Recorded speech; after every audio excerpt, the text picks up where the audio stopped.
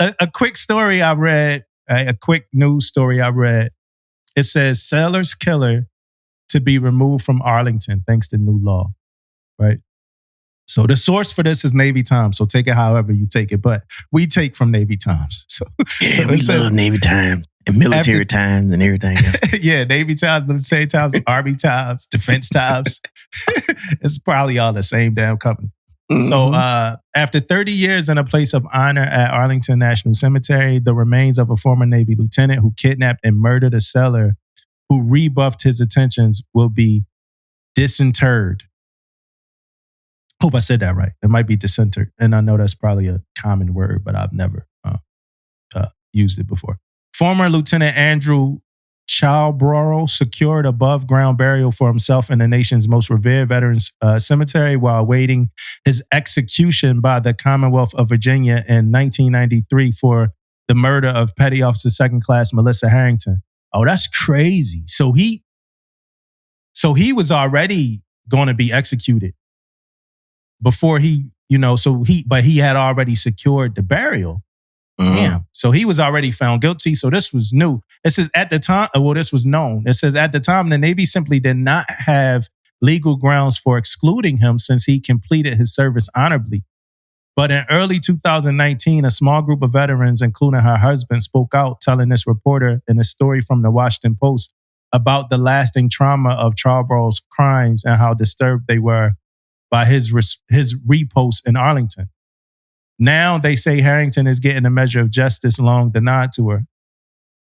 Passed in December 22 in the fiscal 23 National Defense Authorization Act was a provision introduced by Jackie Spire from California that requires Secretary of the Army to remove Chabrol from Arlington by September 30th and transfer his remains to next of kin. Or if no one responds, they just going to dispose of the remains as deemed appropriate. It says, I'm all about it.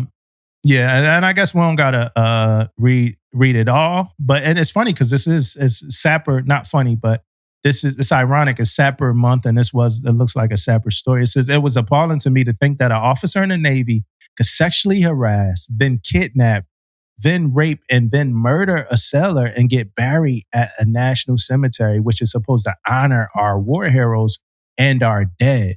So he has no place in this cemetery. Agree totally. No place there. I'm glad that got resolved.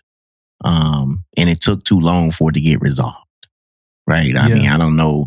Man, I understand, man. We in the military, man, we built on black and white rules and regulations and all that stuff, and it takes a long time. But sometimes, man, things shouldn't take a long time. Right? Sometimes we need to use the human factor in this. Yeah. The human factor is he should probably never got buried there in the beginning.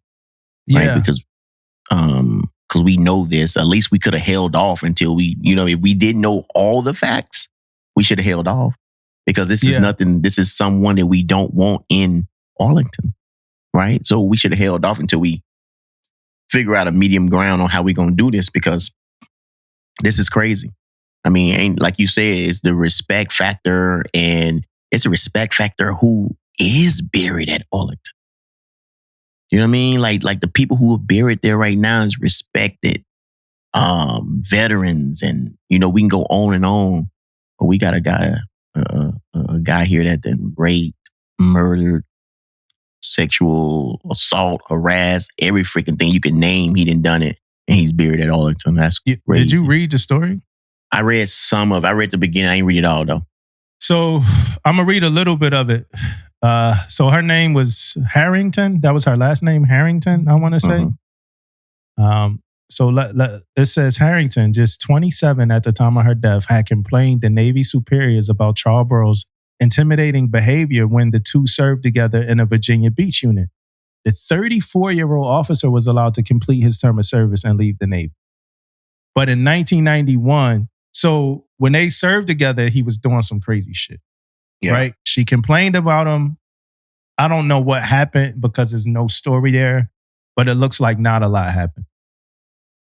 It says in 91, after he left the Navy, he kidnapped her from her home, bringing her to his own house where he and an accomplice and an accomplice raped and tortured her. When she managed to free one of her bound hands and hit Chabrol, he went berserk, according to his own testimony, and strangled her to death.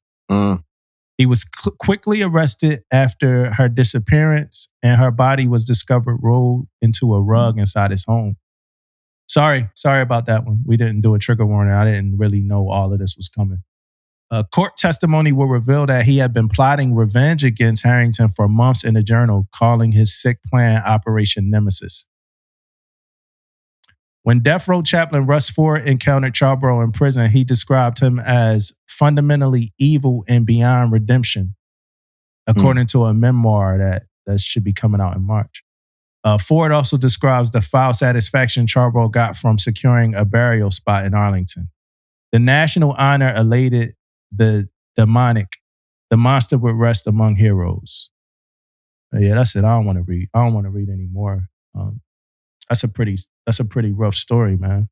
Yeah, dark, bro, very dark. Yeah, that's crazy, sad, man.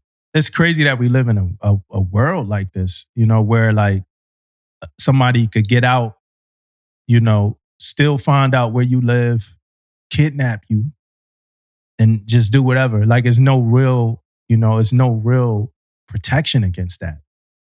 Yeah. And it's just crazy. We talked the other week, and I don't know if the conversation